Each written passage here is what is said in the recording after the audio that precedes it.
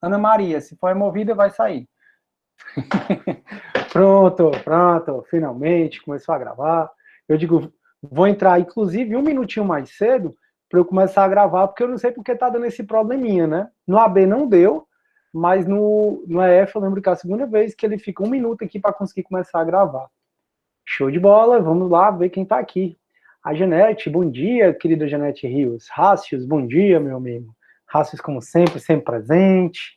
Janete também, minha querida aluna especial que ajuda o professor nessa disciplina, né?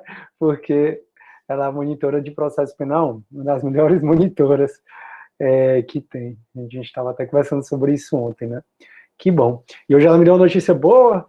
Ontem ela mandou uns 2 áudios, um print, não sei o quê, e eu tava cheio de coisa para fazer. Eu disse, não, não, não, não, não. E já era mais tarde, não, amanhã eu vejo.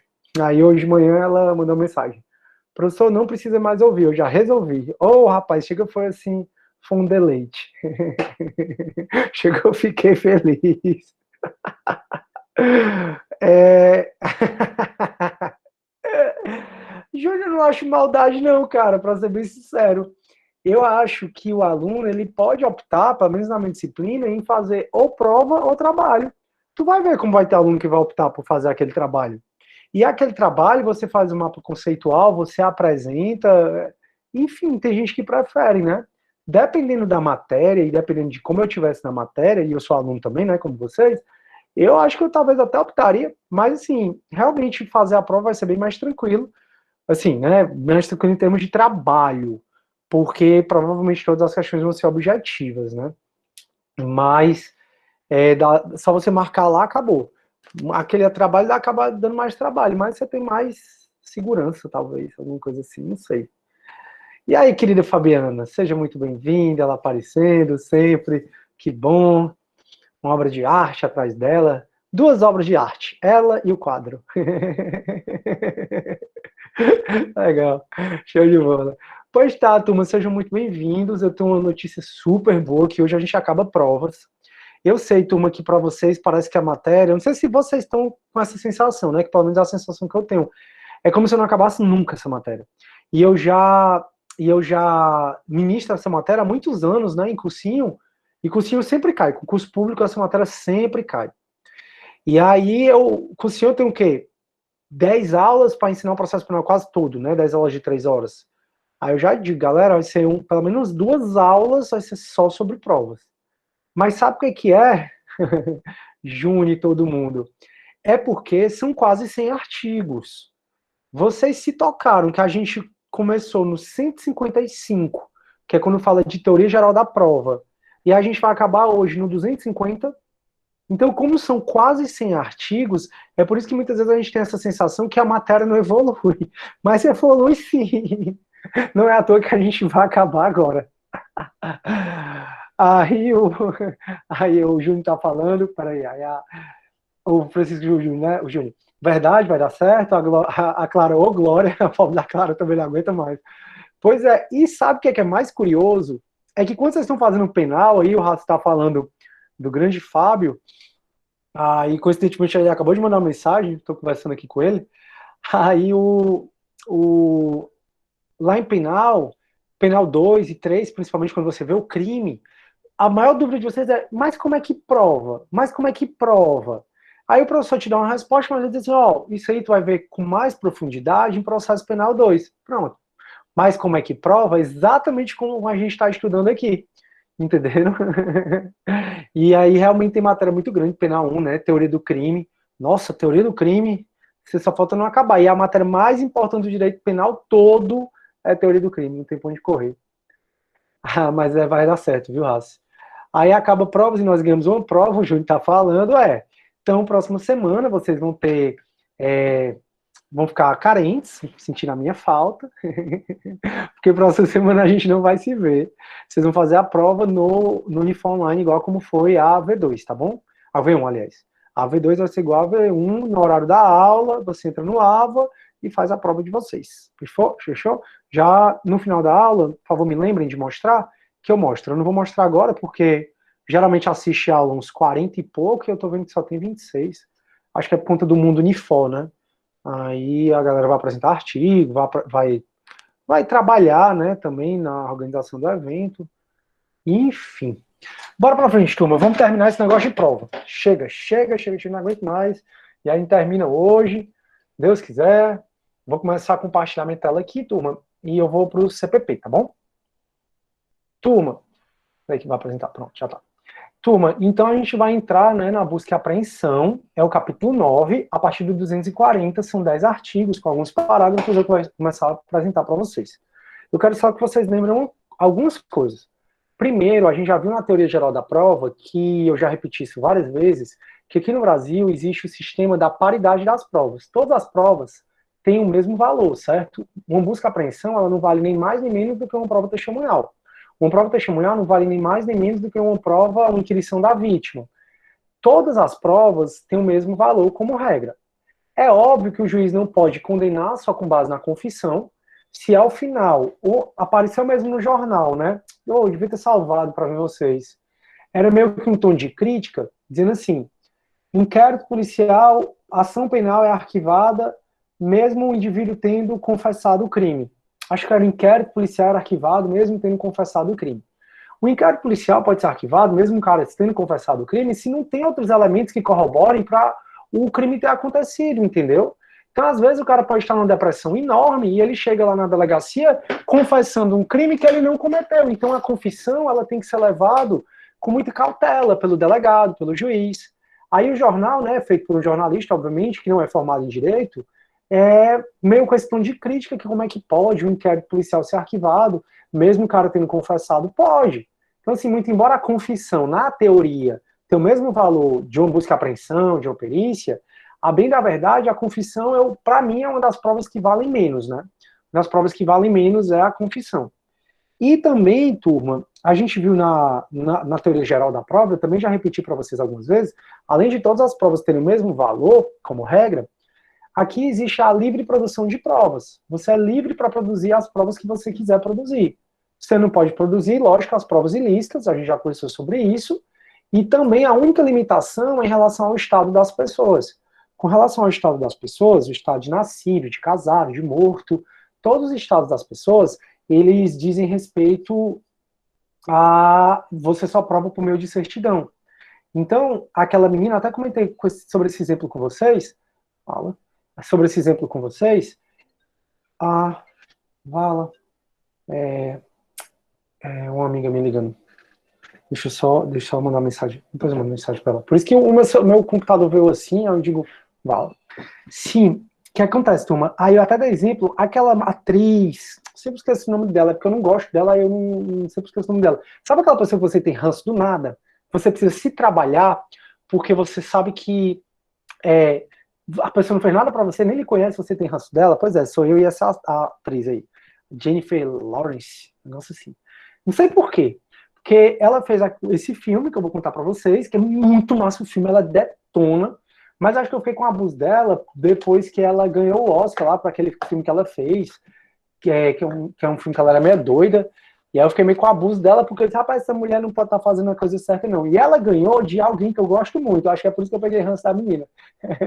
Mas não tem nada a ver, né? A menina sabe que eu sou totalmente significante para ela, as besteiras que eu falo. Mas o fato é que nesse filme que ela fez, que é muito bom e que eu recomendo demais, e como eu disse, eu esqueci, porque tudo que diz respeito a ela eu vou esquecendo, aí ela leva as duas mãos cortado do pai para o delegado para mostrar que o pai está morto. E aí, nesse caso, ela sofre o pão que o diabo amassou nesse filme. É muito bom mesmo. E outro filme que ela está muito bem é um que eu não sei se é 10 Homens e Outro Segredo, não sei, só sei que ela, uma hora ela fala assim, você vem pra festa? Aí ela diz assim, claro que eu vou, eu sou a alma da festa. Eu acho a minha cara essas coisas. Eu fico dizendo, né? A alma da festa tá chegando. Sim, turma, vamos voltar pra matéria que é melhor. Sim, aí ela, aqui no Brasil não adianta você chegar com a cabeça do cara decapitada para mostrar pro delegado, pro juiz que o cara tá morto. Não adianta chegar com foto do seu casamento, com vídeo do casamento, para mostrar que você é casado. O estado das pessoas só se prova por certidão. E, além disso, que o penal estabelece, né, ele respeita as limitações do civil, você é livre para produzir a prova que você quiser. Por que eu estou falando disso? Porque existem as provas típicas ou taxadas, que são as provas que estão no CPP. A gente viu 10 tipos de provas. Ó. A gente viu busca e apreensão, indícios, inquisição da vítima, inquisição das testemunhas, a perícia, a gente viu, o que mais uma vez que a gente viu? Interrogatório do acusado, que aí é outro tipo de prova. Então a gente viu 10 tipos, os indícios mesmo, a gente viu 10 tipos de provas em espécie. Eu estou só falando tudo isso que eu estou falando para você lembrar que aqui no Brasil, mesmo que você mesmo que não tenha no Código de Processo Penal um tipo de prova, você pode produzir. Então você pode produzir maquete, e o Código de Processo Penal não fala de maquete, você pode imprimir em papel celofane, aquela história da perícia que eu falei para vocês, e o Código Penal nem fala de papel celofane. Então, essas provas que a gente está estudando são provas que o CPP trouxe. Disse assim, ó, se você for produzir essas provas, tem que ser dessa forma que eu estou dizendo. Mas você pode produzir outras provas que o CPP não traz. Tá bom, turma? Acho que tem alguém querendo entrar. Ah, pronto. Aí, deixa eu ver o que é que... Chuva também, parece que a internet se desmancha quando chove. Tá travando para vocês, turma? Porque pro AB foi perfeito, pro CD eles reclamaram muito da minha internet, tanto é que eu roteei do meu celular, e eu não sei agora, tá travando para vocês? Sim, não? Mais ou menos? Tá ótimo, né? Show. Então pronto, graças a Deus. Pronto, então pronto. Valeu. É porque o Júnior comentou do nada, eu não entendi o contexto, né? Na verdade, ele comentou, deve ter um contexto que eu não lembro qual é. Chuva também, parece que a internet se desmancha, aí eu não entendi, eu achei que estava travando, mas não tá não. Show. Obrigado aí por dizer. Que aí eu voltei pro meu roteador, que eu dei aula no AB, só o pessoal do CD meu que reclamou. Turma, então, voltando para cá, a gente vai ver agora a busca e apreensão, né? A última busca e apreensão do ex-vice-líder do governo, né? Que foi achado recentemente com 33 mil reais na cueca. Como foi essa busca e apreensão? Então, a gente escuta muito falar no jornal busca e apreensão, busca e apreensão, busca e apreensão da PF, busca e apreensão da Polícia Civil, a Polícia Civil apreendeu carregamento de drogas. Pronto, é exatamente o que a gente vai falar aqui. Eu, enquanto oficial de justiça, eu faço busca e apreensão de veículos, faço que está no Código Civil, no Código de Processo Civil, faço busca e apreensão de menor, que aí está no ECA, né? Eu acho horrível, busca e apreender o menor. Mas, basicamente, essas duas busca e apreensão. Essas buscas e apreensões criminais é feito mais pela polícia. É um mandado que é expedido pela polícia, ou no auto de prisão em flagrante, ou no auto de prisão em flagrante, aí vai ter a busca e apreensão, que é feito mais pela polícia, são 10 artigos, do 240 ao 250.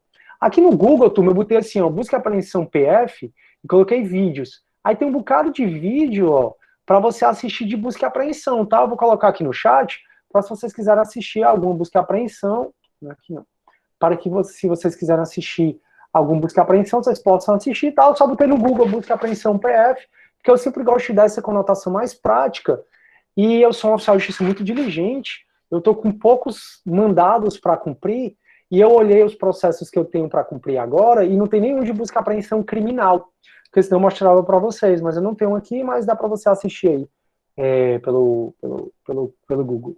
Então, turma, a gente vai começar a falar sobre isso. Então, o que é que aconteceu com o senador? Foi exatamente essa busca e apreensão. O que é que acontece com o traficante quando é achado droga? Quando é um veículo? Pronto, é exatamente isso aqui que a gente vai conversar. Não é a busca e apreensão do CPC, é a busca e apreensão do CPP, do Código de Processo Penal. No que o Código de Processo Penal for omisso, pode utilizar o Código de Processo Civil. Então, vamos lá. A busca será domiciliar, então, a busca e apreensão. Buscar algo, encontrar e apreender. Pode ser que eu busque algo, como um carro, não encontre, então vai ter a busca, mas não vai ter a apreensão.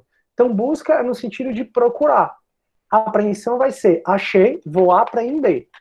Então, a busca, né, a procura, pode ser domiciliar, como o próprio nome está dizendo, é dentro ou de uma casa, ou de uma empresa, domiciliar, num domicílio, naquele conceito amplo, que a gente já estudou várias vezes, que casa para o Código Penal é mais do que a nossa residência.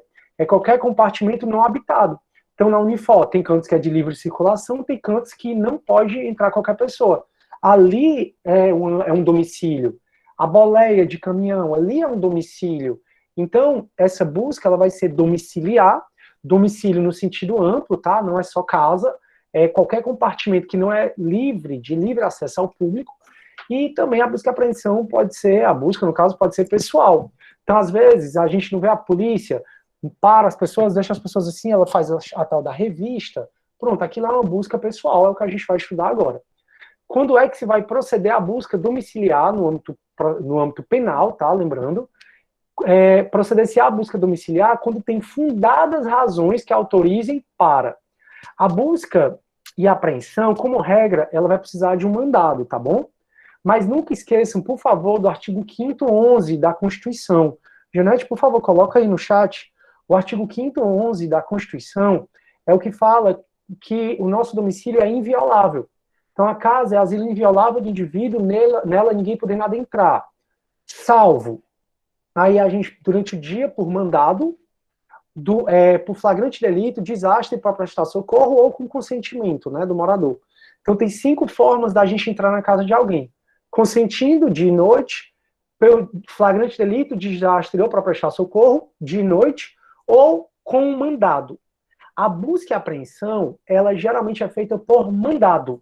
E aí só pode ser cumprido, como regra, durante o dia, mas se tiver autorização do proprietário, você pode cumprir durante a noite. O mandado ele pode ser cumprido de 6 da manhã às 20 horas, já falei sobre isso para vocês, e o importante é o horário que começa.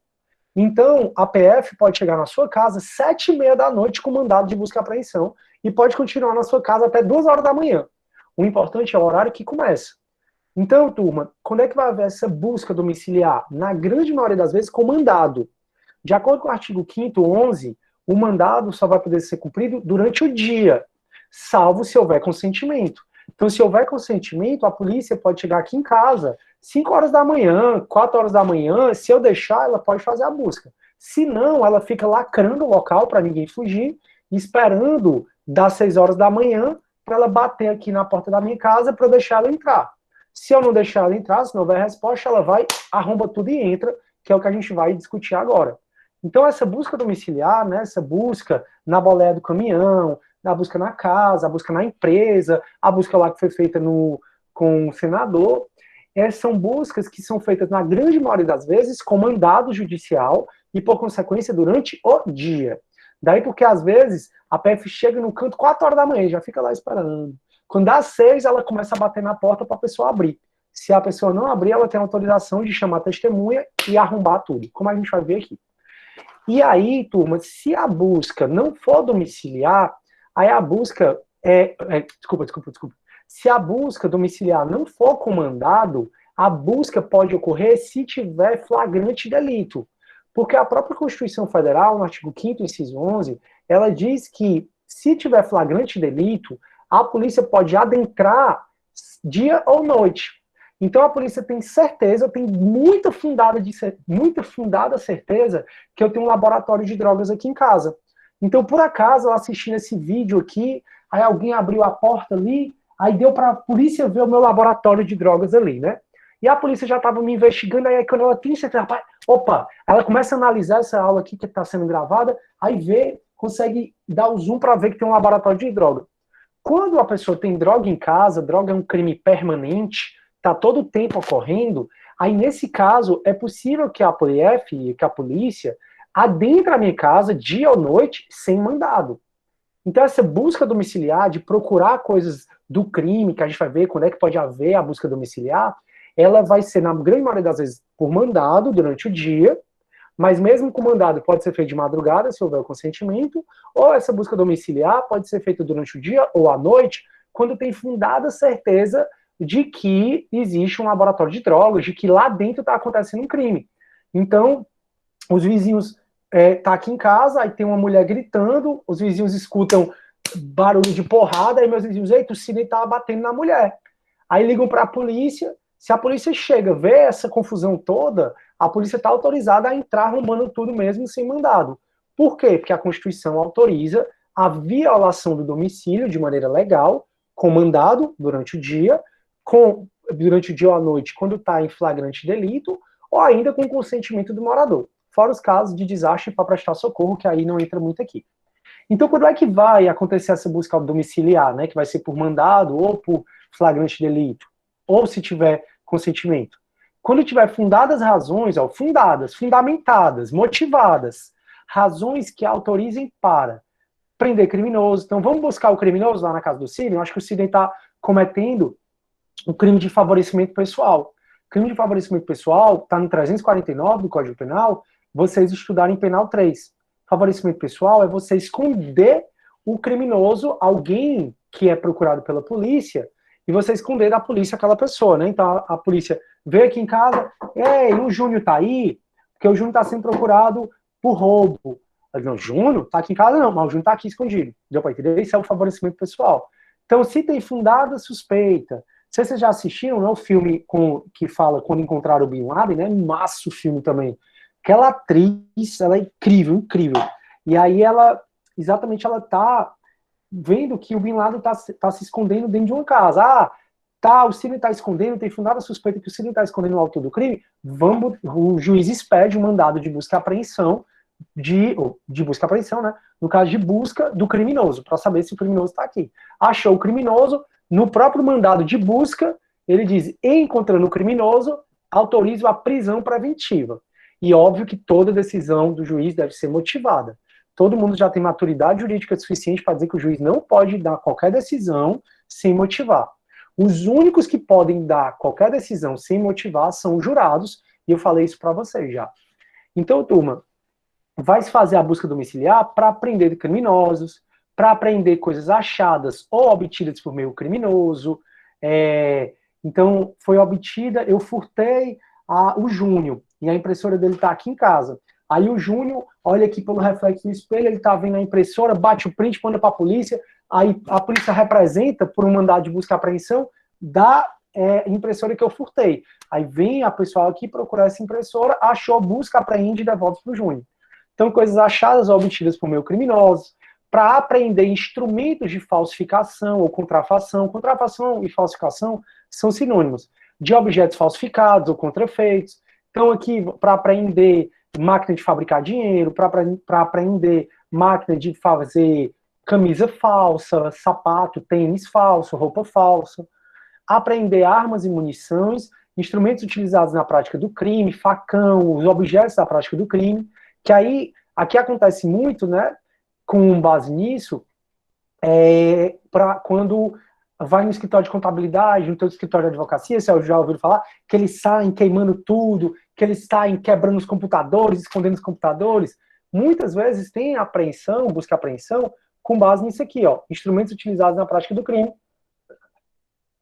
ou destinados a fins delituosos. Descobrir objetos necessários à prova da infração, ó, aqui também entra muito, essa questão da busca e apreensão em escritório de contabilidade, escritório de advocacia, ou ainda a defesa do réu. Então, eu tenho como provar minha inocência, mas a única forma que eu tenho como provar a minha inocência é uma carta que está guardada dentro do diário da Fabiana, aí na casa dela. E a Fabiana não quer entregar, porque a Fabiana não gosta de mim, não quer entregar, aí eu peço o juiz, o mandado de busca e apreensão, para achar essa carta que está na casa da Fabiana. E aí, tomando esses filmes, né, e se você tem um pouco de prática, você vê muito. Outro dia eu fui chamado para fazer um mandado de constatação. O mandado de constatação, eu tive que ir na casa de um cara, dentro de uma favela, para constatar se lá tem ou não um jardim de inverno, que era onde ele, em tese, fabricava drogas. Só que quando eu cheguei na casa, aí a casa estava fechada, o cara estava preso, e aí a mãe dele, né, veio me acompanhando. E ela falando, olha aí, o que é que fizeram? Aí eu vi o teto todo quebrado. O que era o teto todo quebrado? Diz a mulher que foi a polícia que quebrou o teto para achar a droga. Mas eu também não duvido que tenha alguma armação assim no teto, atrás do quadro, atrás da parede, uma coisa invisível para ninguém ver, mas que se guarda coisas lá. Por isso que quando a polícia chega, ela geralmente sabe os traquejos da galera para esconder as coisas. Então, para aprender cartas abertas ou não, mas esse ou não gera muita divergência e prevalece muito que você pode aprender carta aberta. Mas a carta fechada, em tese, você não poderia, tá? Mas aí vai depender de caso a caso, é uma matéria muito específica, eu não vou ter tempo de entrar nessa discussão. Eu só preciso que você saiba que aprender carta fechada, existe ainda uma divergência jurisprudencial, se o judiciário pode ou não fazer isso. O que é que eu tenho para dizer para vocês? Caso a caso. Vai ter casos que ele não vai poder, vai ter casos que ele vai poder. tem boa parte da doutrina que diz que não pode apreender cartas fechadas, mas abertas pode. Então, para apreender cartas abertas ou fechadas, destinadas ao acusado ou em poder do acusado, quando haja suspeita que o conhecimento do conteúdo da carta possa ser útil à elucidação do fato. E assim, tanto é que às vezes pode você abrir a carta que não seja, porque no artigo 5º, inciso 12 da Constituição, é garantido inviolabilidade de correspondência, né? Não, a telefônica e correspondência também. Artigo 5º, inciso 12. Mas a própria LEP prevê que a administração penitenciária pode abrir, a própria lei de execução penal, que diz que a administração penitenciária pode abrir as cartas destinadas ao preso, né, para saber se não tem nenhum conteúdo criminoso. Então pode haver busca e apreensão para apreender pessoas vítimas de crime, obviamente, pessoas que estão em cativeiro. Aqui no Ceará, né, a gente descobriu 2 casos de pessoas mantidas em cativeiros, é surreal isso, aqui em Fortaleza. E para acolher qualquer elemento de convicção do magistrado. Ou seja, pode fazer busca domiciliar para tudo. E aí a busca vai ser a busca pessoal, né, que a busca pessoal é na pessoa, quando houver fundada suspeita, eu quero que vocês grifem isso, ó, fundada suspeita de que alguém oculte consigo arma proibida ou objetos criminosos. Então, às vezes, você está passando e a polícia resolve fazer uma revista em você. Nesse caso, para ela fazer uma revista em você, para ela fazer essa busca pessoal, ela tem que, em tese, dizer a fundada suspeita. Se ela não disser que fundada suspeita é essa, em tese, ela está cometendo abuso de autoridade. Tudo que eu estou falando para vocês é um saber que eu quero que vocês tenham mais na teoria, tá? Porque eu acho que até eu já andei falando isso para vocês, não sei se semestre ou passado, mas eu vou repetir, que é, se você anda em certos carros que tem fumê, como um Gol, como um Celta, muitas vezes você pode chegar na situação de ser parado pela polícia, mandar sair do carro para ele fazer a revista, né? Que é a tal da busca, em tese seria pessoal, mas ele está fazendo ali no seu carro, que em tese tem uma discussão muito grande se carro é domicílio ou não. Porque meu carro ninguém entra assim, no meu carro só entra quem eu quero, no seu carro só entra quem você quer. E tem muita gente que diz que não, que o carro, então, assim como a boleia do caminhão, é casa, então não poderia fazer aquela revista que eles fazem. Isso é um saber teórico, outra coisa é a prática. A prática, eu mesmo, quando meu primeiro carro, que eu ganhei quando eu fazia, né, galera, eu entrei na faculdade com 18 anos, eu fiz Direito e Odonto, né, então assisti a aula de manhã e de tarde, lá no Porangabuçu, ia de ônibus, aí voltava de ônibus, porque a gente assistia no Odonto aula de manhã e de tarde, aí ia de ônibus para a faculdade de Direito depois, né, também de ônibus, acabava 10 horas da noite, e eu pegava um ônibus e ia para casa, né? E era muito complicado, porque meus pais sempre tiveram muita condição, então eles me deram um carro, não sei nem porquê. Mas foi ótimo eles não terem me dado um carro.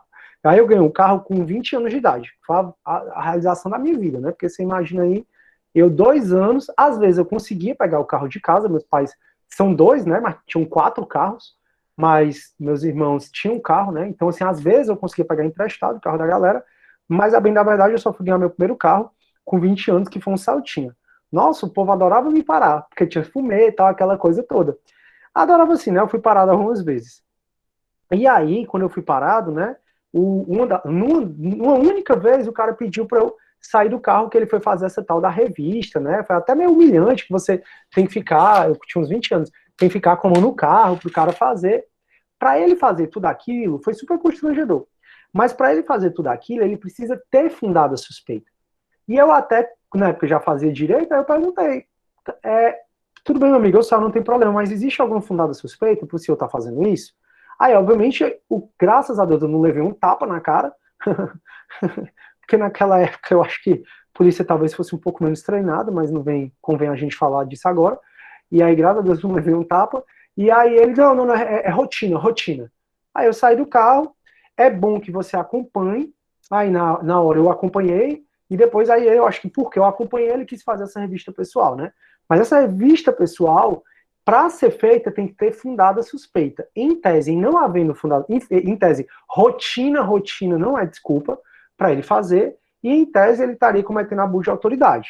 Por isso que a lei de abuso de autoridade, a nova, entrou na época dessa época aí, a lei de abuso de autoridade era de 65. E essa lei de abuso de autoridade de 65, 1965, era só de fachada. A nova não, que é de agora, de 2020, 4 de janeiro de 2020, ela é muito boa e ela pune de maneira com mais rigor esse tipo de situação de abuso de autoridade, né? Estou falando nisso porque eu acho legal você ter um conhecimento um pouco da prática, né? Que eu sempre trago prática para vocês. Bora pra frente.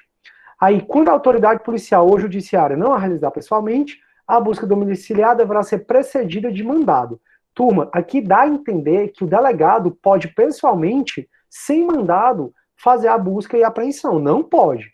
Volta a dizer, você vai interpretar que a busca e a apreensão vai ocorrer só de duas formas. Ou com mandado expedido pelo juiz, ordem escrita e fundamentada do juiz, ou fundada suspeita de ter flagrante delito ali. Só.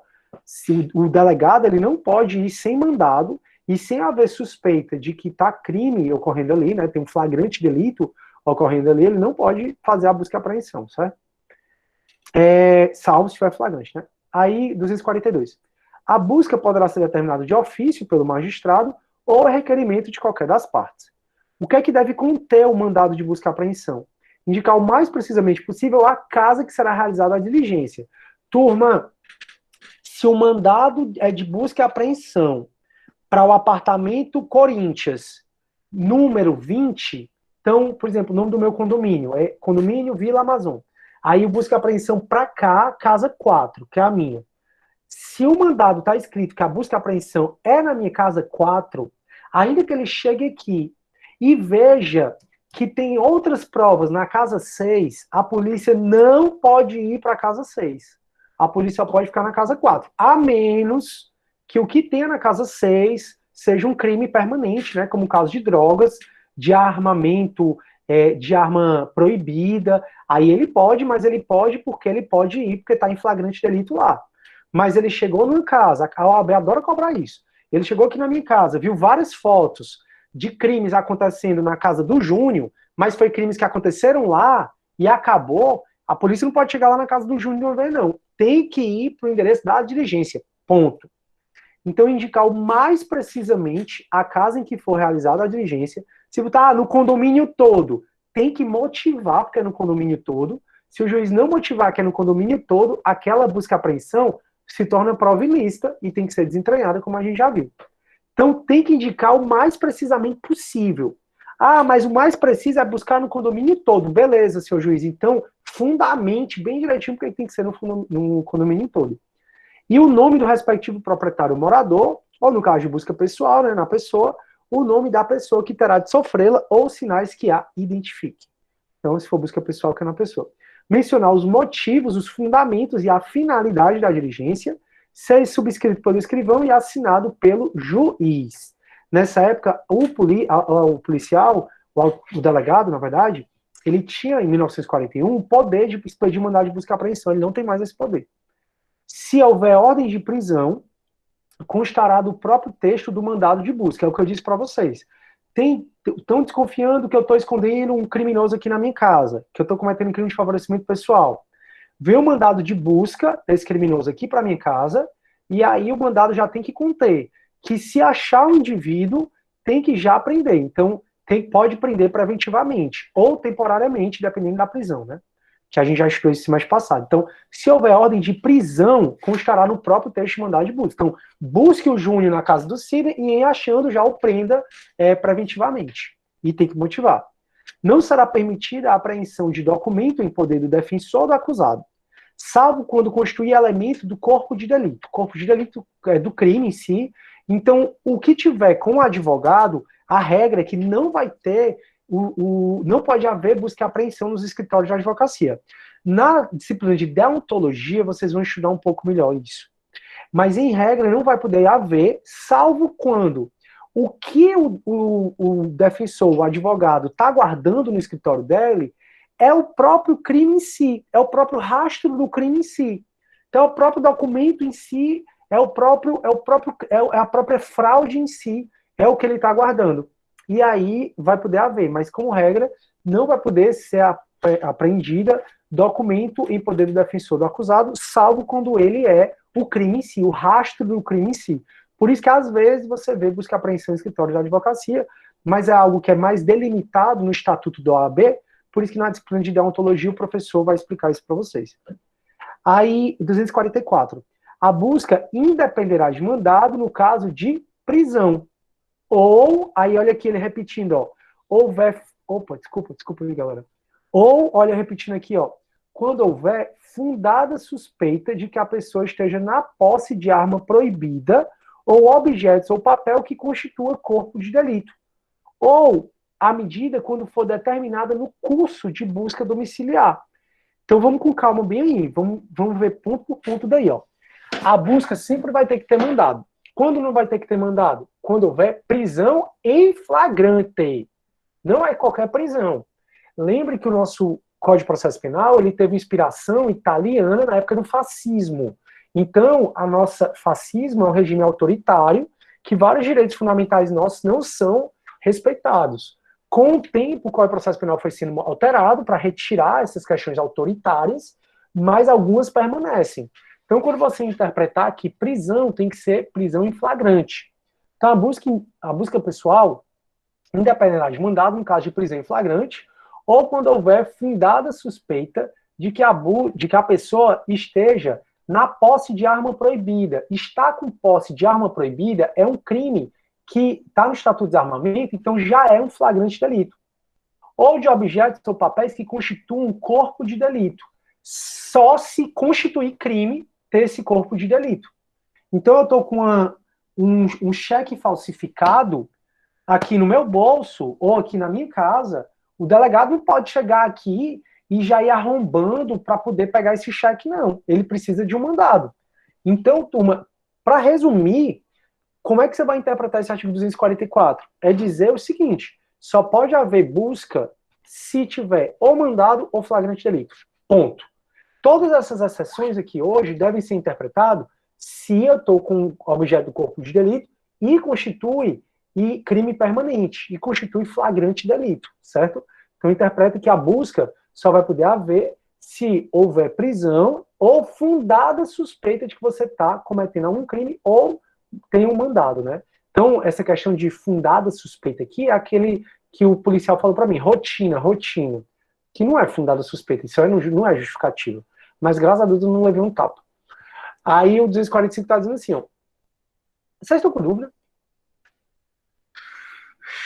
Júnior, percebo que o CPP não é muito técnico, pois mistura medida cautelar. E qual é o problema? O problema do CPP é o que já está com a nossa Constituição, né? É uma coxa de retalho.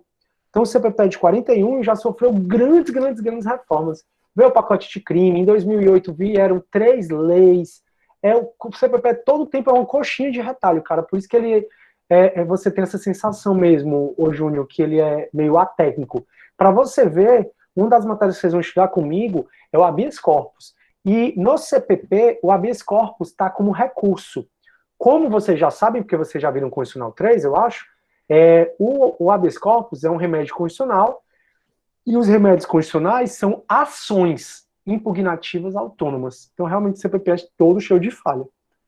Aí o Júnior, o que significa o termo fundadas razões? É exatamente, quando você estuda, acho que a introdução à ciência do direito, Júnior, se você estudou comigo, acho que não, porque eu não lembro de ti lá, mas a gente fala, ou mesmo quando eu explico penal, mas faz muito tempo que eu não ensino penal na Unifor, eu explico que toda lei tem elementos objetivos, que são as palavrinhas, tem elementos subjetivos, que no caso do penal é o dolo, a culpa, e tem elementos normativos.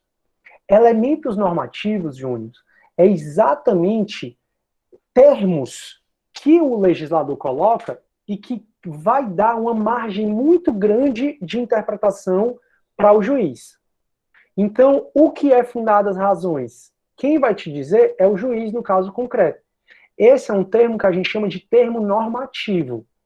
Com certeza vocês já viram um crime, por exemplo, 242 do Código Penal. Deixar, aí vírgula, sem justa causa de prover a instrução primária de filho em idade escolar. Aí no 244, deixar sem justa causa de pagar a pensão alimentícia para cônjuge ascendente e descendente. Estão percebendo esse sem justa causa? Esse sem justa causa é um termo normativo. Esse fundadas razões é um termo normativo. Então, os artigos podem ter elementos objetivos, que são aqueles que não precisam de você muita interpretação. Tem os elementos subjetivos, que é o dolo e a culpa, e tem termos normativos, os elementos normativos. Elementos normativos são os elementos, são termos genéricos, que quem vai interpretar o que aquilo ali significa é o juiz, de acordo com o caso concreto. Então, Júnior, fundadas razões é um termo normativo, é um elemento normativo do tipo penal, é um elemento que o juiz vai interpretar de acordo com o caso concreto. Deu para entender, cara? Dá um feedback aí?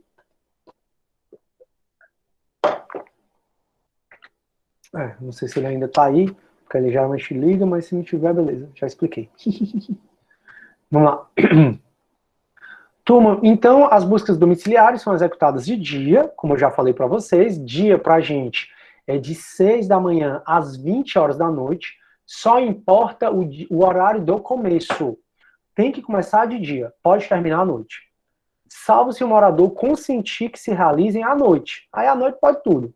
E antes de penetrarem na casa, os executores do mandado, né, da busca domiciliar, mostrarão e lerão o mandado ao morador. Por isso ele tem que bater. Aqui a polícia, nós estamos com mandado de busca e apreensão de ordem do doutor fulano de tal, juiz da terceira vara criminal do Fórum de Fortaleza, e a gente veio aqui para achar e tem que dizer o que é.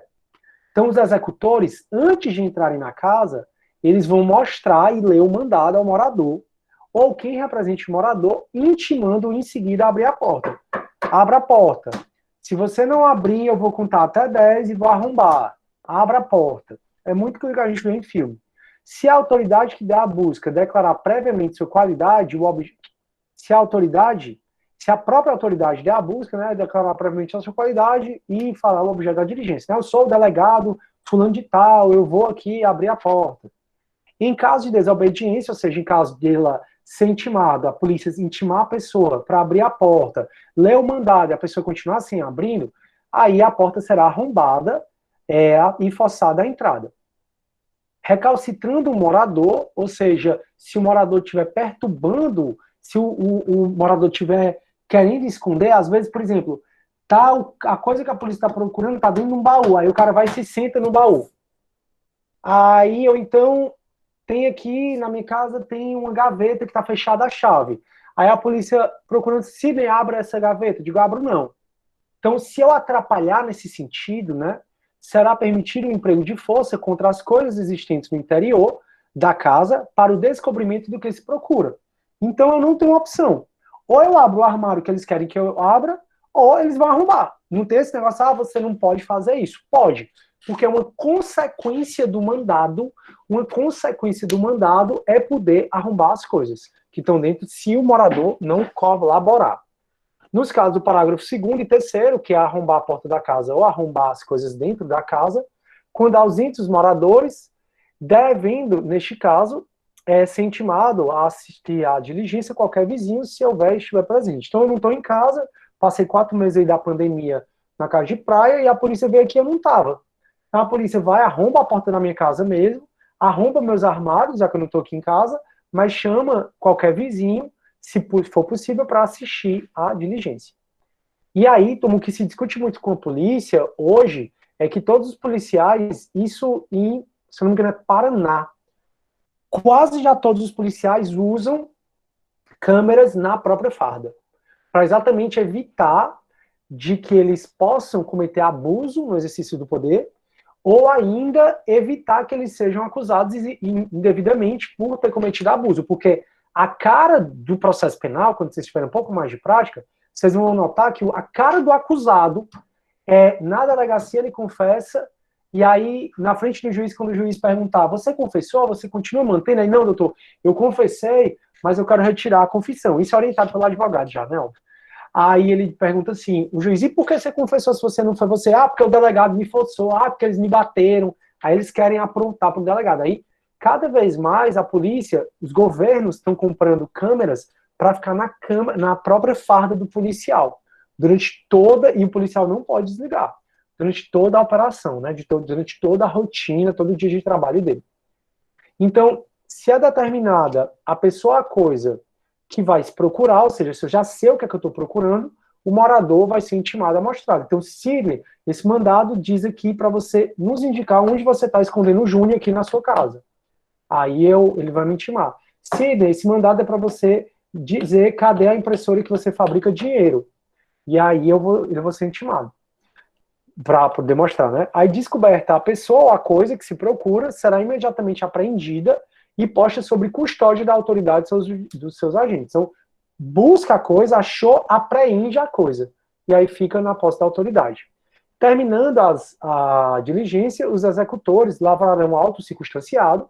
Auto circunstanciado é aquele termo, né, que eles narram bem direitinho o que aconteceu, né, que é auto circunstanciado. Tudo que aconteceu eles têm que narrar. Assinando com duas testemunhas presenciais, sem prejuízo de disposto no parágrafo 4º, que é a pessoa, tem que haver pessoas, né? Pode ser que não haja pessoas perto da casa, e aí não vai ter uma testemunha que presenciou o fato. Aí, 246. Aplicar-se-á também o disposto no artigo anterior, quando se tiver que proceder à busca em compartimento habitado ou aposento ocupado de habitação coletiva, ou em compartimento não aberto ao público, onde alguém exerça sua profissão ou atividade. Na verdade, ele falou aqui o que a gente já conversou. Ele está falando aqui, ó, as buscas domiciliares. Mas lembra que domicílio, no conceito de hoje, é mais amplo do que a nossa casa? Então, domicílio, no conceito de hoje, é a nossa casa, é qualquer compartimento habitado, é aposento coletivo, é compartimento não aberto ao público, é onde alguém exerce sua profissão ou atividade. Então, 246, ele só foi trazer o conceito de domicílio que a gente tem hoje, que o Supremo trouxe hoje pra gente. Tá acabando, galera. O 250 aqui, ó. Uhul! É o último artigo. A gente viu o quê? 95 artigos. E eu li todos com vocês, ou praticamente todos, por isso que acabou que a gente tem essa sensação de que não fluiu. Não sendo encontrada a pessoa ou a coisa procurada, os motivos da diligência serão comunicados a quem tiver sofrido a busca, se o requerer. Então, chegar aqui em casa procurando uma impressora, e eu fico, o que é que vocês estão fazendo aqui? Não sei, eu não tenho nada a ver com isso. Aí não achou, né, o que eles estavam procurando, aí eu posso dizer, ó, eu quero saber os motivos. Aí eles têm que me explicar, não, é porque está correndo um processo na 13ª Vara Criminal, nesse processo, isso acontecendo, e aí foi dito que estava aqui, o juiz concordou que estava aqui mesmo e mandou. Então eu tenho que saber se eu requerer. Mas na prática a polícia sai correndo. Não achei. Vamos. Aí sai. Mas o policial, se eu requerer, eu tenho que saber o porquê. Em casa habitada, a busca, né, será feita de modo que não moleste os moradores mais do que o indispensável para o êxito da diligência. Então, se tem gente se já acharam que procura aqui e tem um banheiro, sei lá, tem alguém dormindo, fizeram a busca todinha, o cara não acordou, o cara que está dormindo na casa não acordou, então tô eu aqui, aí tá lá o Júnior dormindo. Aí chegou a polícia, fez tudo, o Júnior tem um sono tão pesado que ele não acordou. Para que a polícia vai acordar ele? Então, é o mínimo possível para molestar os moradores. A busca em mulher será feita por outra mulher, salvo se não importar retardamento ou prejuízo da diligência. Por isso que nos presídios, é sempre feminino, quando vai ter a revista lá, tem que nos presídios, quando vai ter as visitas, tem que nos presídios ter agente penitenciária feminina, tem que ter dos dois sexos, obviamente, e por exemplo, nas buscas que se faz na pessoa, na busca pessoal, que é a revista, que se faz quando é uma mulher, geralmente quem faz é outro agente penitenciário, né, um agente penitenciário mulher. Mas se isso importar em retardo da diligência ou prejuízo, aí o policial pode fazer mesmo com todo cuidado para não molestar a mulher, né? Já que mulher, homem, todo mundo, a gente é inviolável no nosso corpo. E finalmente, olha aí que legal, turma, artigo 250, a autoridade ou seus agentes poderão penetrar no território de jurisdição alheia, ainda que de outro estado, quando, para o fim da apreensão, forem no segmento da pessoa ou da coisa, devendo apresentar-se à competente autoridade local antes da diligência ou após, conforme a urgência desta. Turma, eu não sei se vocês lembram, também se não lembrarem, não tem problema, porque foi no semestre passado, a gente conversou sobre busca e apreensão, a gente conversou sobre prisão em flagrante. E aí eu disse assim, turma, pode ser que na busca para cumprir o mandado de prisão preventiva, na busca do cara em flagrante, pode ser que a polícia precise sair da jurisdição de Fortaleza. Aí eu sempre dou um exemplo, e pode ser que que a polícia fique no encalço do cara e pare lá em Mossoró. Aí eu disse, conseguiu prender o cara em Mossoró, prende em Mossoró, leva para a polícia de Mossoró e promove a remoção da pessoa lá de Mossoró para o local onde cometeu o crime, para ficar preso na cidade onde ele cometeu o crime, que é onde ele vai responder o processo. Aqui é a mesma coisa. Com mandado de busca e apreensão, ou com mandado de busca pessoal, se o cara tiver fugindo e a polícia atrás dele, pode ir até para outro estado, pode ir até para Amazonas.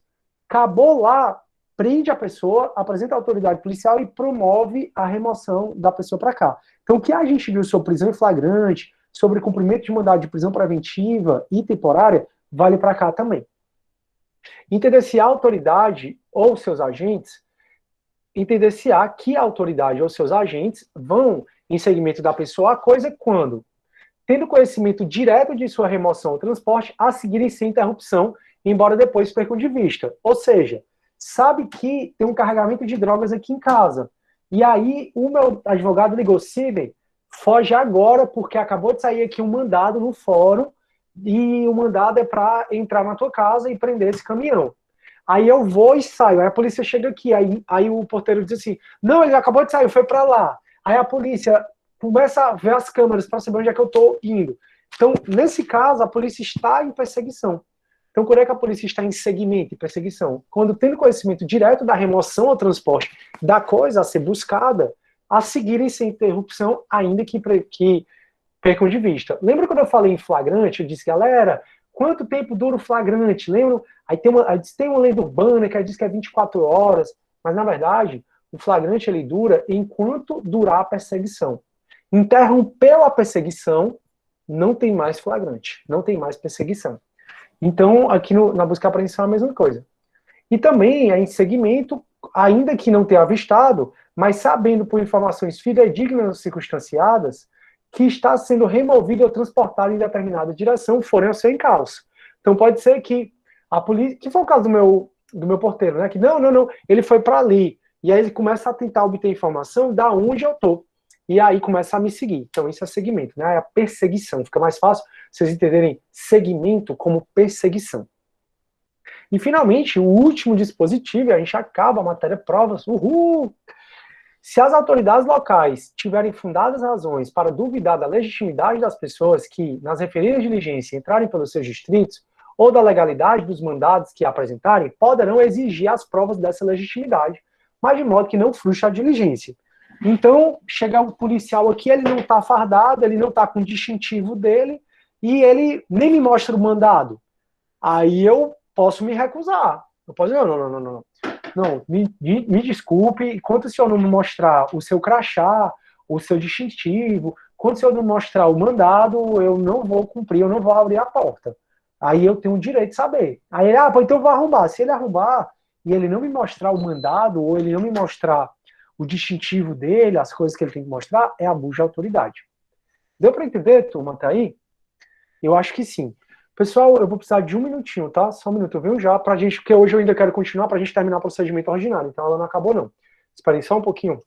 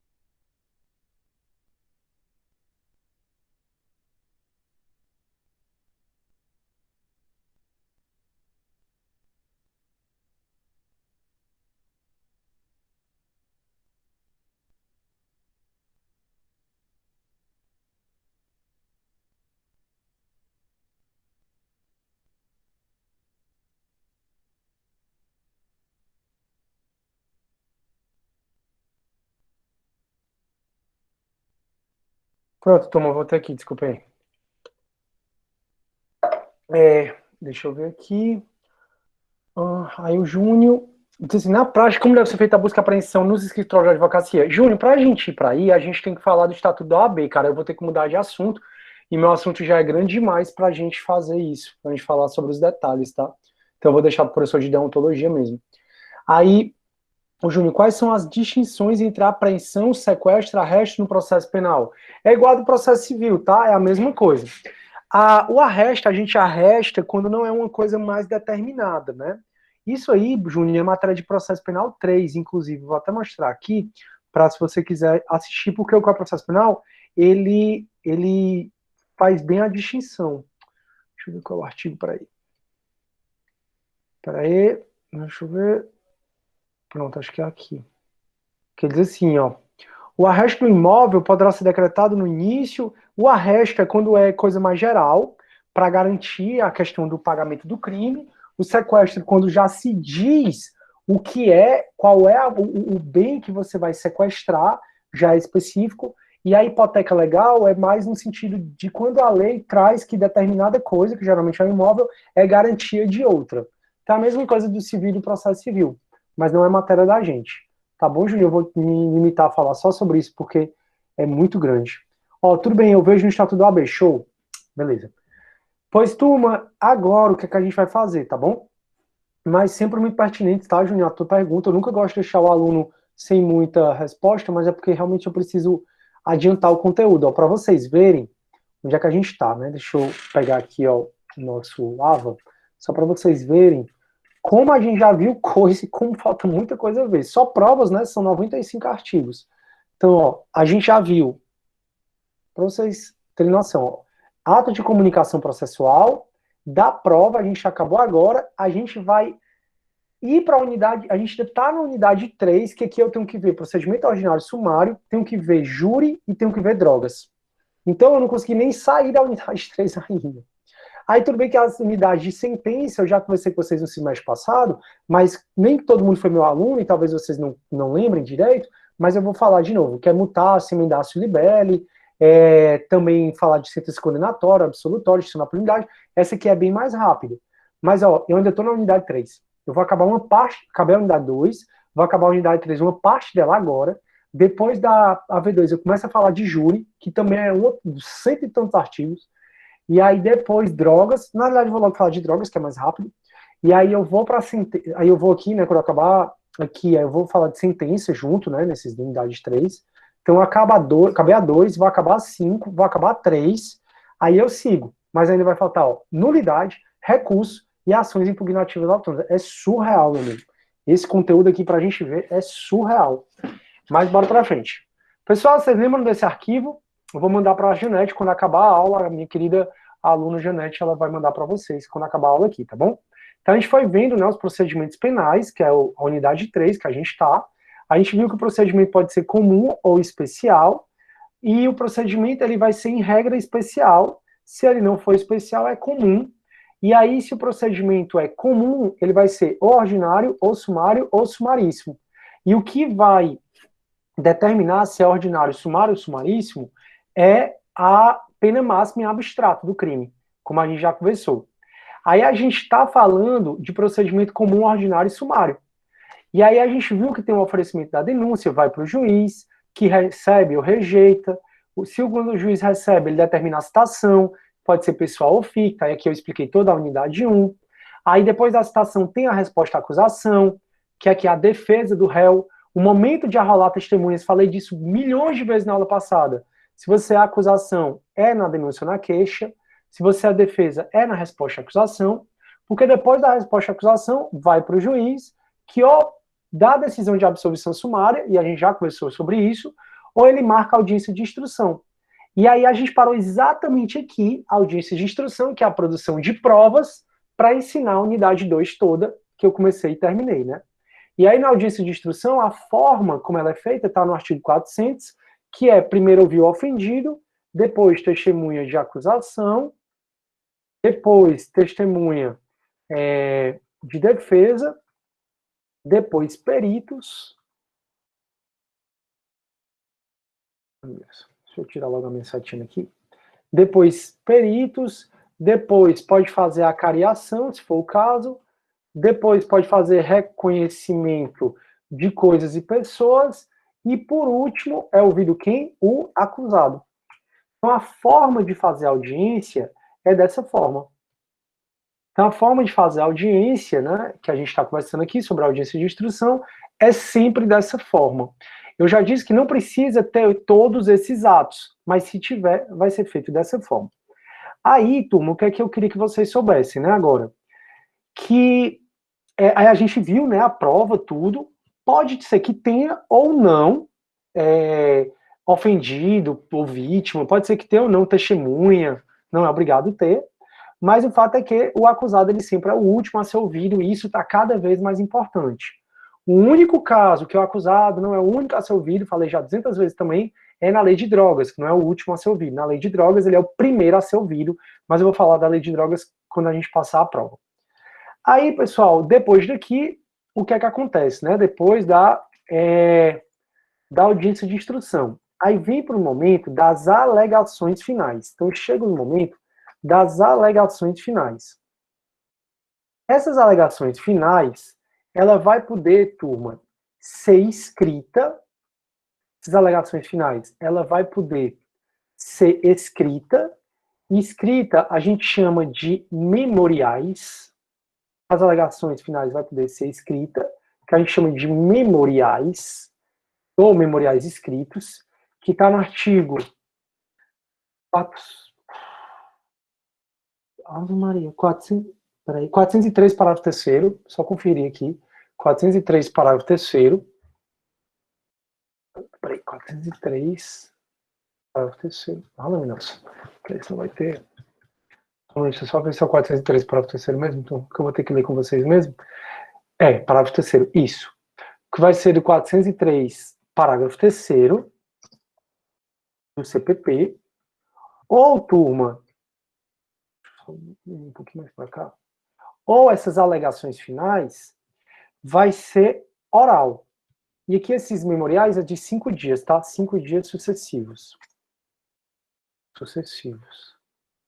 Ou essas alegações finais vai ser na forma oral. Aqui 20 minutos, prorrogável por mais 10 minutos. 20 minutos, prorrogável por mais 10 minutos. Deixa eu explicar isso melhor para vocês, tá bom?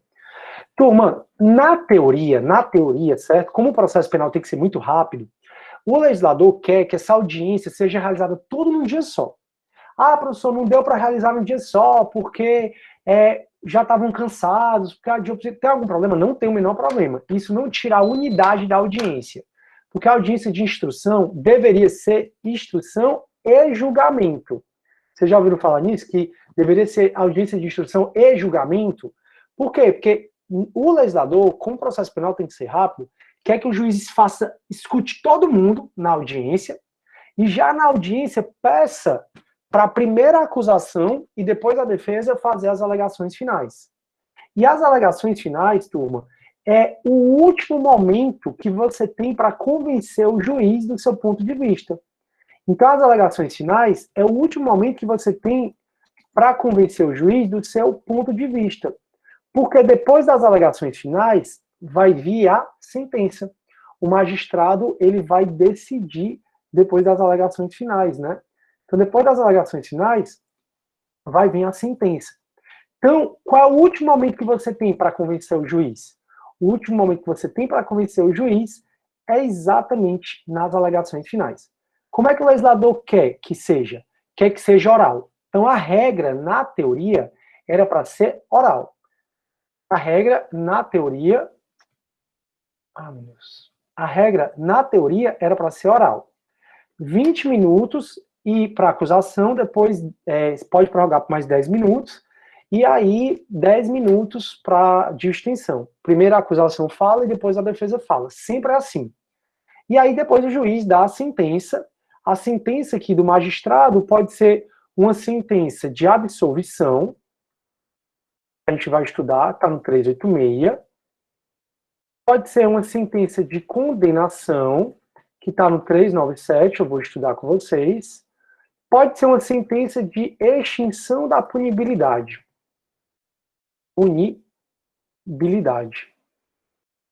E também, turma, que aí não tem um artigo propriamente dito, mas eu vou colocar um aqui para vocês não ficarem sem artigo. E aí vai ser com base no artigo 107 do Código Penal. E aqui é o momento que a gente estuda a emendatio libelli, eu já estudei no ano passado com vocês, e a mutatio libelli, mas não se preocupe que eu vou estudar de novo, tá bom? É só um L. Eu aqui gosto de botar 2 L's, mas é só um.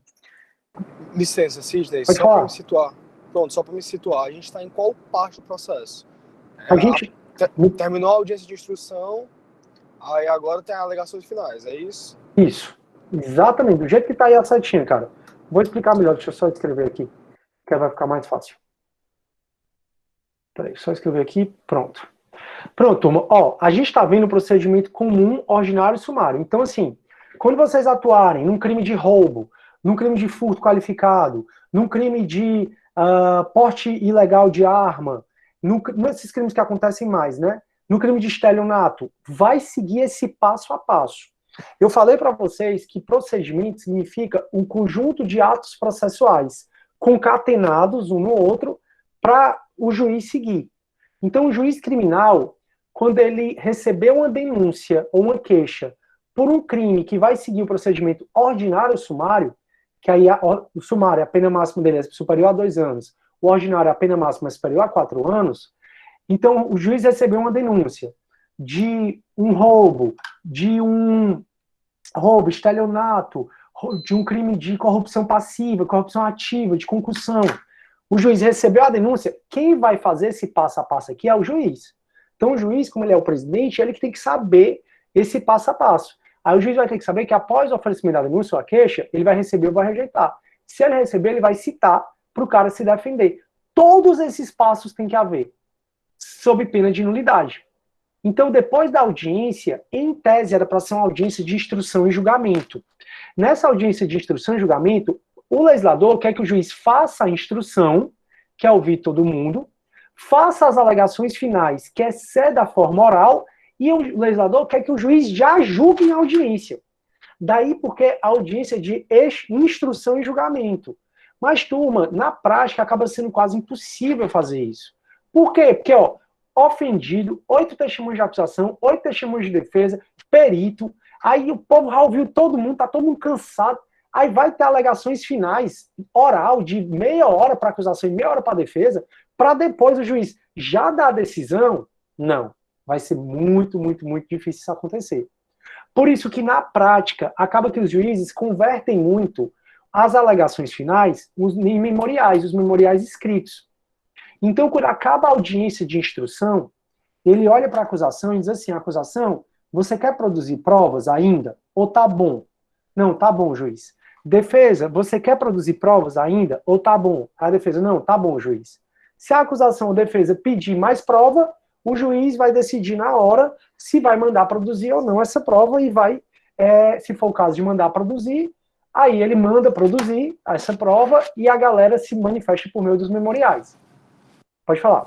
Pronto, é exatamente por isso que eu tinha ficado meio perdido, porque na experiência prática eu quase não vi as alegações finais orais. O que eu via mais eram os memoriais escritos mesmo, entende? Por isso que eu achei até estranho, porque nessa forma até parece que o processo penal ele anda muito rápido, mas na verdade não é.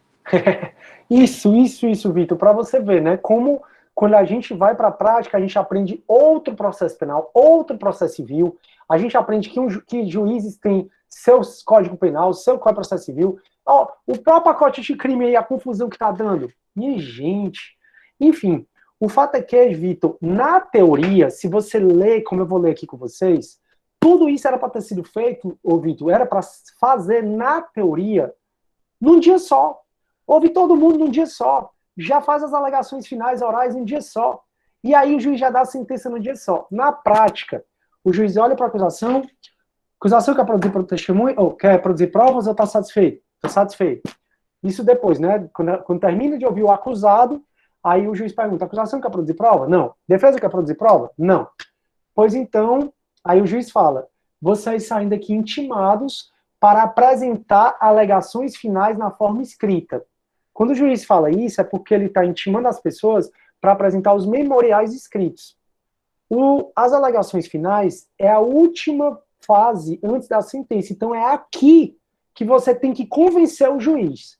Pegando assim, juiz, diante de tudo que foi provado, então, juiz, em relação a tudo que foi provado, o cara merece ser condenado. porque a testemunha falou isso, aquilo, outro, e tá em conteste, tá claro como a luz do sol como o cara cometeu o crime. Já a defesa vai dizer, tá claro como a luz do sol, como ele não cometeu. Então, o último momento de você convencer o juiz aqui é nas alegações finais, que pode ser oral ou escrita. Já eu falo um pouco mais sobre os memoriais, que é uma peça que cai muito na OAB, na segunda fase em penal, e é uma peça que eu quero que vocês conheçam. Então, o último momento que a acusação e defesa vai se manifestar antes do juiz proferir a sentença é nas alegações finais. Então, aqui é onde eles vão resumir tudo o que aconteceu no processo para mostrar para o juiz o que ele quer pedir, né, para o juiz, para mostrar para o juiz atender o pedido dele. Só lembrem que o Ministério Público, nas alegações finais, pode pedir a absolvição. O Ministério Público, ele não é uma metralhadora acusatória, ele não é só para condenar a pessoa. Então, mesmo o Ministério Público, mesmo o promotor de justiça, o procurador da República, que está me processando por corrupção passiva, é o mesmo que pode aqui nas alegações finais dizer assim, juiz, diante de tudo que foi produzido, eu acho que o Cid é inocente, o Ministério Público pugna pela absolvição do Cid. E aí o juiz, na sentença, ele não é obrigado a absolver, não, ainda que o MP peça a absolvição em alegações finais. Mas, turma, nas alegações finais, o que eu quero que vocês percebam é a importância dessa peça. É o último momento que tu vai falar com o juiz. Então, tu tem que resumir tudo que foi produzido no processo, em especial o que foi produzido na audiência de instrução, na audiência de produção de provas, e mostrar para o juiz que você tem razão e que ele deve atender ao seu pedido, deve deferir o seu pedido.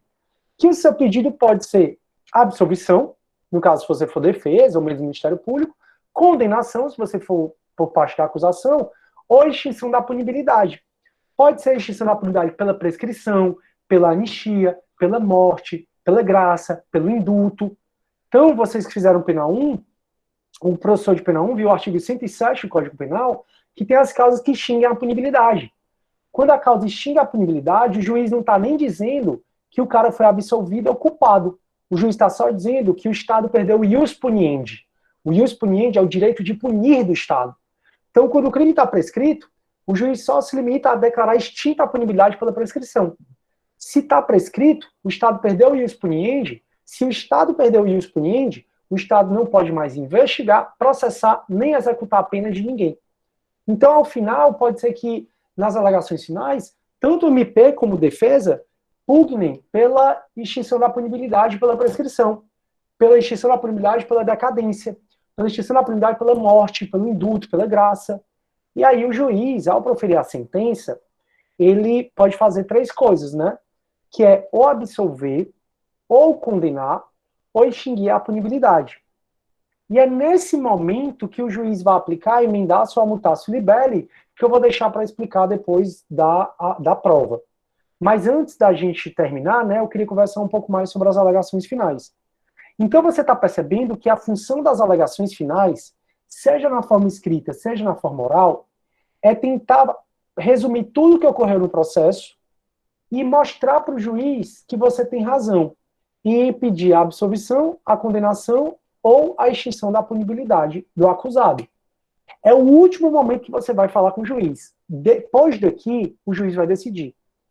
A regra, na teoria, era para ser feita na forma oral. Na prática, a regra é feita por memoriais escritos.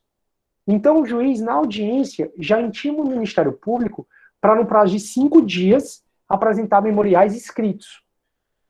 Depois que o MP, no prazo de 5 dias, apresenta memoriais escritos, a defesa já sai intimada para apresentar memoriais escritos, mas geralmente na prática acaba havendo uma nova intimação, né? Mas depende muito de como a secretaria trabalha. Tem uns que intimam novamente, tem outros que não. Mas após a acusação juntar os memoriais escritos, nesse prazo de 5 dias, vai intimar a defesa para a defesa fazer os memoriais escritos. Por isso que eu coloquei aqui que o prazo são 5 dias sucessivos. Lembrando que a Defensoria Pública tem prazo em dobro, mas é por conta de uma lei da Defensoria Pública que não vem aqui. Ou não vem ao caso. No caso, então, pessoal, vai ser memoriais escritos, apresentados, que vai resumir o processo, vai falar para o juiz tudo que você quer. É uma peça que, na teoria, tem muito pedido. Então, se você for fazer na OAB, por exemplo, segunda fase em penal e cair memoriais escritos, tem muito pedido. Vixe, professor, então é uma peça difícil. Não é, porque os pedidos se repetem. Quase todos os pedidos ali se repetem. Por isso que não é uma peça tão difícil. E aí, então, como é que eu faço os memoriais escritos? Essa parte das alegações finais está aqui no artigo 403. E ele diz assim, ó, não havendo requerimento, acabou a diligência, né, já falei para vocês, ó, como é que é feita a audiência? Tá aqui, ó, no artigo 400, a gente já viu isso, ó. Na audiência de instrução, vai ser ouvido todo mundo, as provas, ó, aqui, Vitor, aqui, ó, cara, palhaçada, ó. As provas serão produzidas numa só audiência, podendo o juiz indeferir as consideradas irrelevantes e impertinentes à protelatória.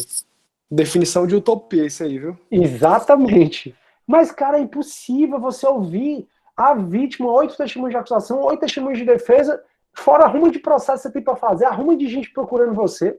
O juiz... E outra coisa, a maioria das audiências atrasam. Tem esse fator, que aí soma tudo. Exatamente. Então, cara, é o tópico mesmo, como você está dizendo, mas aqui é o código. Ó. Agora sim, turma, não existe nulidade se a audiência não ocorrer num só dia, tá bom? Então, a B adora perguntar, o juiz não viu para ouvir as testemunhas, ele redesignou a audiência. Vai ter nulidade? Não tem. Mas aqui é para ser, ó, uma só audiência, podendo o juiz indeferir.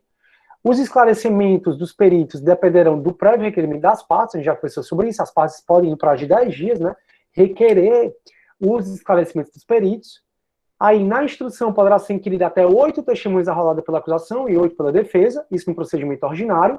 No sumário são 5 para a acusação e 5 para a defesa. Nesse número não se compreende as que não prestam compromisso e as referidas.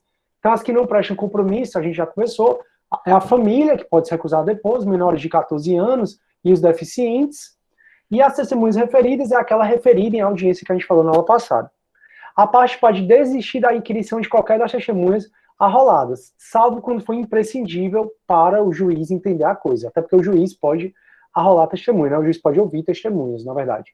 E aí eu até disse para vocês que o Pedrinho, né, o irmão da Elisa Samúdio, da Isabela Nardoni, ele foi arrolado como testemunha, mas depois foi dispensado, graças a Deus, um bem-estar intelectual da pobre daquela criança.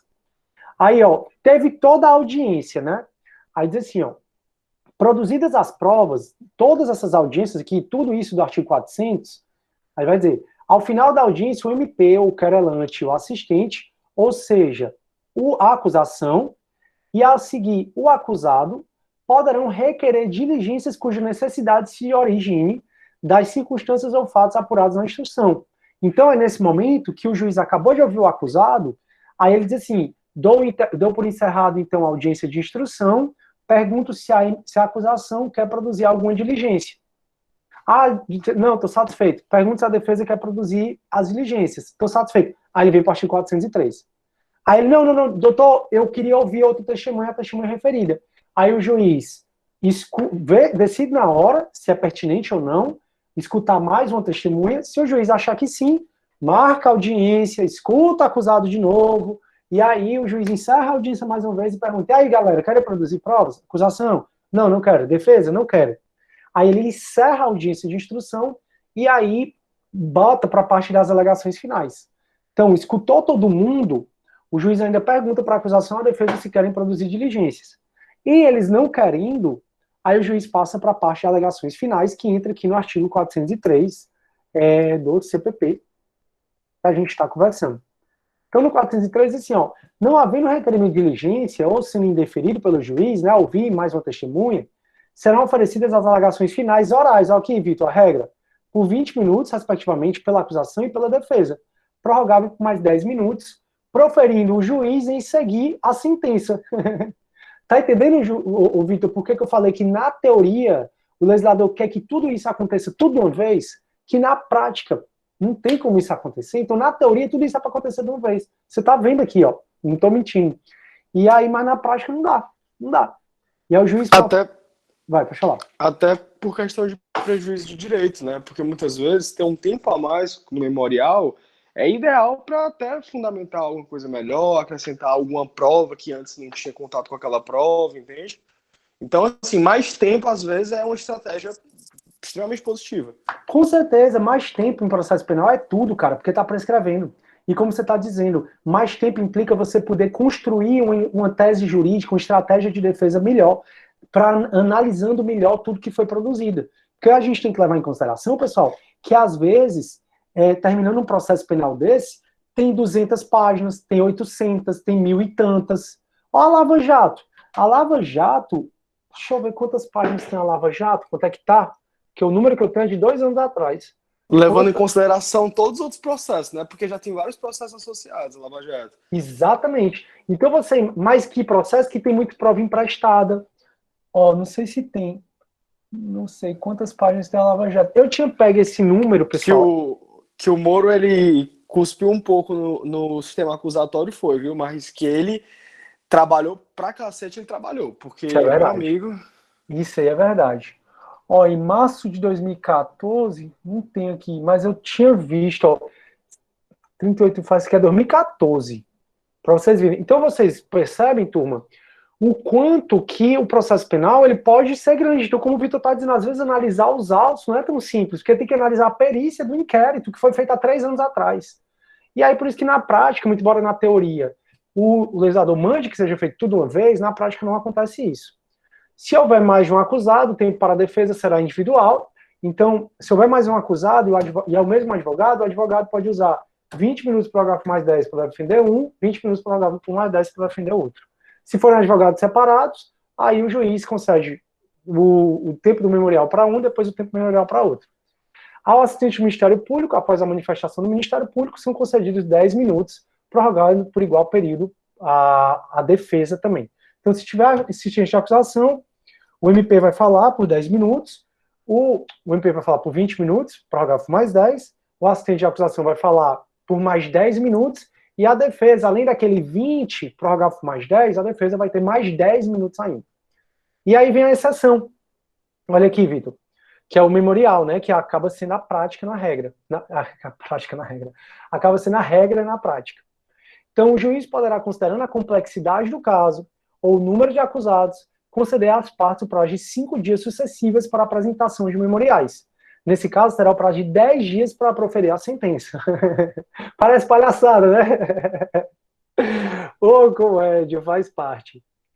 Caso o juiz, turma, antes das alegações finais, ele determine a feitura de diligências, eu até já falei isso, mas está aqui o artigo, o juiz determina a feitura de diligências e depois ele pede para as partes se manifestarem em memoriais, como tem aqui, ó.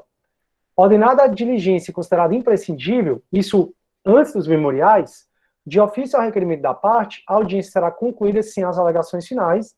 Realizada a diligência determinada, as partes apresentarão no prazo sucessivo de 5 dias as alegações finais por memoriais. E o juiz vai ter o prazo de 10 dias para proferir a sentença.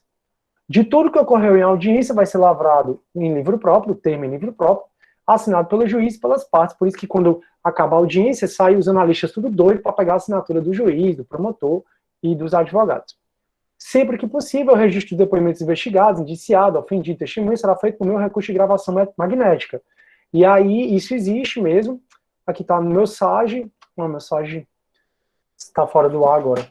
Mas depois eu entro nele. Mas só para eu mostrar para vocês, só que fica lá a mídia no processo. Então, se eu entro no processo, eu vejo a mídia, porque hoje no Ceará todo o depoimento é feito gravado. E no caso do registro do audiovisual, será encaminhado às partes cópia do registro original, sem a necessidade de transcrição, né? Aí fica disponível para as partes no processo, ou as partes podem levar um CD, a vara grava esse depoimento, grava essa mídia, e aí devolve para você. Beleza, turma? Aí o que a gente vai fazer, né? Eu acabei, então, o procedimento ordinário sumário. Para eu acabar mesmo, falta falar da emendaço libelli, mutatis libelli, da sentença de absolvição e condenação, que aqui eu só vou falar sobre isso quando acabar a prova de vocês, tá bom? Vou mandar aqui para a Janete, e aí a Janete encaminha para vocês. Alguma dúvida, pessoal? Tá todo mundo bem? Ah, antes de eu ir embora, deixa eu só vir para cá para mostrar, tá? A prova de vocês, turma, vocês vão entrar aqui em avaliações. A primeira chamada é a prova mesmo, a segunda chamada é um trabalho. Na prova vai ser no horário da aula, então, do jeito que foi a primeira, a AV1, tá? Então, a primeira chamada, a prova de vocês vai ter 11 pontos, tá? Para vocês terem um ponto extra. E aí, você vai ter o resultado disponível depois da aula, depois do horário da aula. De 1 em 1, já tem o resultado disponível para você. Então vai começar a prova 11h20, você tem até 1h da tarde para fazer no dia 27, terça-feira que vem, a AV2. Aqui pelo AVA, exclusivamente pelo AVA. A AV2, segunda chamada, é um trabalho que aí eu coloquei todas as orientações aqui, certo?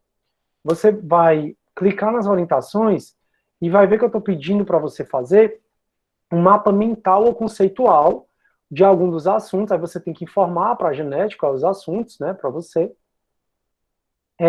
O mapa conceitual que você vai fazer tem 4 pontos e você vai fazer uma apresentação de 6 pontos, certo? Então você vai escolher um desses assuntos, arte de comunicação processual, teoria geral da prova, provas em espécie, escolhendo pelo menos 4, ou procedimento ordinário, e vai fazer um mapa conceitual, que é esse aqui, ó. Esse aqui foi numa cadeira que eu fiz de psicologia, eu fiz esse mapa conceitual e eu coloquei aqui como exemplo. Aí você pode usar esses aplicativos para fazer o mapa conceitual. Eu utilizei o Mindomo, é o que eu mais gosto. Tá aqui o que é que eu vou avaliar você. Aí depois de fazer o mapa conceitual, que é esse aqui, sobre um dos assuntos que você vai informar a genética, que muito lindamente está me ajudando, você vai gravar um vídeo de 20 a 25 minutos explicando o seu mapa conceitual e vai postar no AVA até dia 1º de novembro, pode postar de ontem ao dia 1º de novembro, o mapa conceitual, as referências que você utilizou e o link para eu ter acesso à sua gravação para eu assistir depois. E aí essa é a segunda chamada, portanto, é um trabalho. E a primeira chamada é a prova. Fiquem à vontade para escolher ou um ou outro. Deixa eu ver aqui. Prazo de quantos dias? 5 dias sucessivos, tá, Mariana? Primeiro para acusação, depois para defesa. Tranquilo? Tá coloquei no material que eu vou enviar para vocês. Para acontecer tudo isso num só dia, você só fantástico mundo de Bob. É verdade. É tipo isso mesmo, Júlio. Show, show, show. Então, turma, é isso. Na próxima semana, então, a gente não se vê. Espero que não fiquem com muita saudade, certo? Se precisarem de mim, estou à disposição. Vocês têm meu telefone. Vocês podem mandar a torpedo. Eu vou parar na gravação da nossa aula. E desejo que todos façam uma boa prova, tranquilo?